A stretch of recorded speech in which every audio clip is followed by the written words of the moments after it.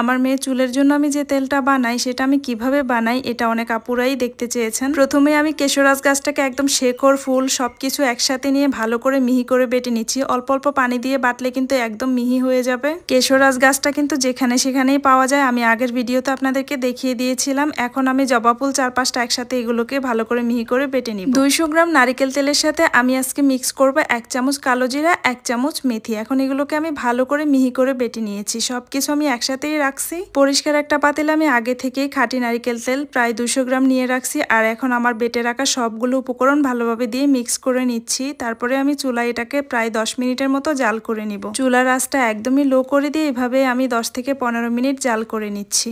এইভাবে 10 মিনিট জাল করে নেওয়ার পর তেলটা থেকে খুব সুন্দর একটা স্মেল বের হয়, যেটা আমার খুবই ভালো লাগে। তেলটা ঠান্ডা হয়ে যাওয়ার পর একটা ছাঁকনির সাহায্যে সুন্দর করে ছেঁকে একটা বাটিতে নিছি। তারপরে আমি একটা কাচের জারে সবসময় এই তেলটাকে সংগ্রহ করি। এই তেলটা 2 বছর আগ থেকে আমি এবং আমার মেয়ে আমরা দুইজনেই ব্যবহার করি, আর আলহামদুলিল্লাহ আমরা খুব ভালোই উপকার পাচ্ছি। গোসলের 1-2 ঘন্টা আগে আমরা মা মেয়ে দুজনেই এই তেলটা ব্যবহার করি, আর গোসল করার সময় শ্যাম্পু করে ফেলি। আমার মেয়ের এই চুলগুলোকে যদি আমি দিন-রাত 24 ঘন্টাও বেনি করে রাখি তারপরে একটু বাঁকা হয় না, খুব সিল্কি এবং খুব শাইনি চুলগুলো।